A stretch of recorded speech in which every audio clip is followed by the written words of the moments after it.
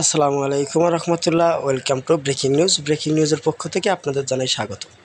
প্রিয় দর্শক, দেশে কিংবা বিদেশে সকল গ্রাহকদের জন্য মহা দুঃসংবাদ বললেই চলে। ফার্স্ট সিকিউরিটি ইসলামী ব্যাংকের ঋণ খেলাপি 95%।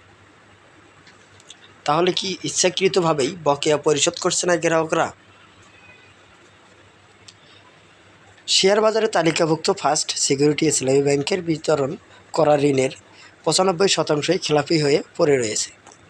সাম্প্রতিক ব্যাংকটির ইনভেস্টমেন্ট মনিটরিং অ্যান্ড রিকভারি বিভাগের এক প্রতিবেদনে এমন চাঞ্চল্যকর তথ্য বেরিয়ে এসেছে।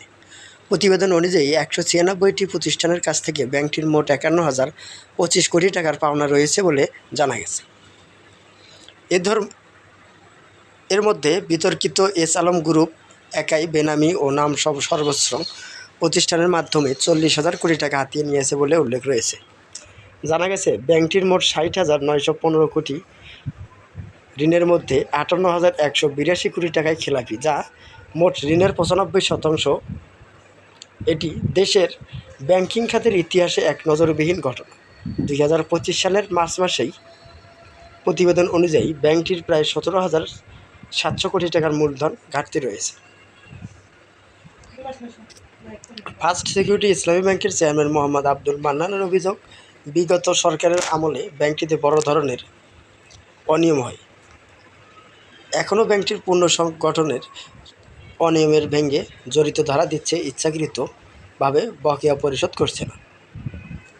এদিকে ব্যাংকটির একাধিক শাখা ব্যবস্থাপক জানিয়েছে, গ্রাহক ভেদে 5 থেকে 10,000 টাকার বেশি আমানত তুলতে দেওয়া হচ্ছে না। মানে আপনি যদি 20,000 টাকার প্রয়োজন হয়, তাহলে আপনি 5 থেকে 10,000 টাকার বেশি ব্যাংক আপনাকে টাকা দেবে না। এতে গ্রাহকের মধ্যে তীব্র আতঙ্ক সৃষ্টি হয়েছে এবং তারা টাকা উত্তোলনের জন্য ভিড় করছে।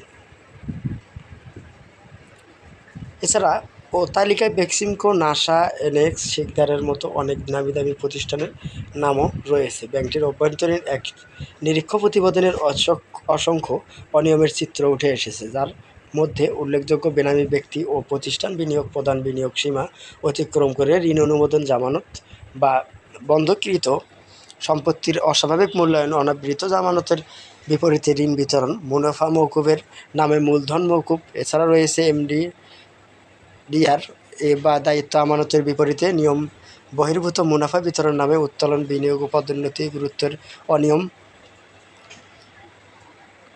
মেয়াদ শেষে পূর্ণ নিয়োগ ছাড়া এক নির্বাহীকে বেআইনিভাবে দায়িত্ব রাখা এবং তাকে বেতন, বোনাস, কর্মস্থলে স্থগিত না থেকে বিল উত্তোলনের অনুমোদন, জাকাতসহ সিএসএর ফান্ড বিতরণের অনিয়মসহ নানা অপকর্ম। 2024 সালের 5ই আগস্ট শেখ হাসিনা পতনের পর এই তথ্যগুলো প্রকাশ এসেছে।